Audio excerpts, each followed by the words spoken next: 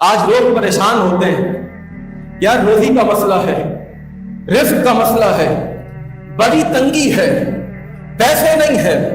آئیے میں آپ کو بتاؤں، میرے اور آپ کے نبی جناب محمد الرسول اللہ صلی اللہ علیہ وسلم نے فرمایا ان الرزق، بے شک رزق لا یطلب العبد، اپنے بندے کے پاس پہنچ جاتا ہے، اس کے پاس آ جاتا ہے، اور اس کے پاس آنا ہی آنا ہے جس طریقے سے کما یطلب اجلہ، جس طرح انسان کی موت میں اس کے پاس آنا ہے۔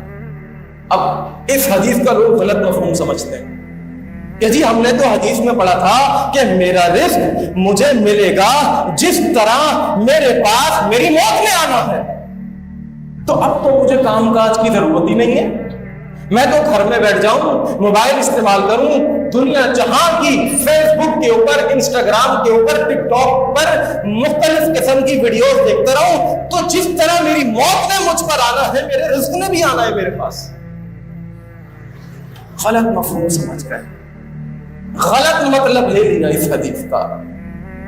آئیے میں آپ کو ایک اور حدیث سناؤں، سلسلہ صحیحہ کی روایت ہے، میرے اور آپ کے نبی جناب محمد الرسول اللہ صلی اللہ علیہ وسلم کا ارشاد ہے، آپ نے فرمایا یہ ان لوگوں کے لیے جو گھر میں بیٹھے ہوئے ہوتے ہیں، کوئی کام کاج نہیں ہے۔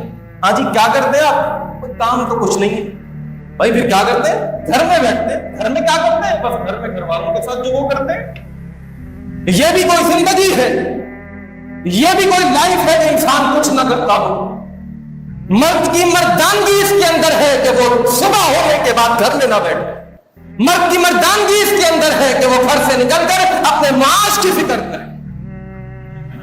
نبی علیہ الصلوۃ والسلام نے فرمایا لا تستبطئوا فی الرزق، اپنے رزق کے حصول میں، اپنے رزق کی تلاش کے اندر کبھی بھی سستی اور مایوسی مت دکھانا، کبھی بھی سستی اور کاہلی کا شکار مت ہو جانا۔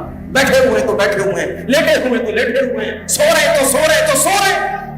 ایک شخص میرے پاس آیا، کہنے لگا مفتی صاحب بڑا مسئلہ ہے، مسئلہ یہ ہے کہ مجھ سے اٹھا نہیں جاتا، دل چاہتا ہے بس سوتا رہوں تو سوتا رہوں تو سوتا رہوں۔ انا للہ و انا الیہ راجعون۔ مقصد کچھ نہیں ہے،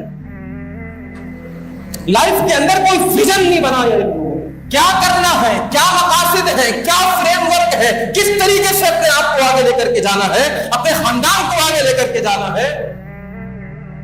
لا تستبطئوا فی الرزق، رزق کے حصول کے اندر انسان کبھی بھی سستی مت دکھائے۔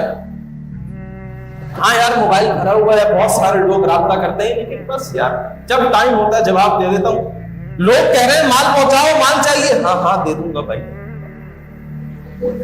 انا للہ و انا الیہ راجعون۔ اور ہم ہیں بڑے پکے مسلمان نمازی، ارے یہ بھی اس کا تعلق بھی قرآن اور حدیث کے ساتھ ہے۔ اپنی روزی کے حصول کے اندر سستی مت دکھاؤ،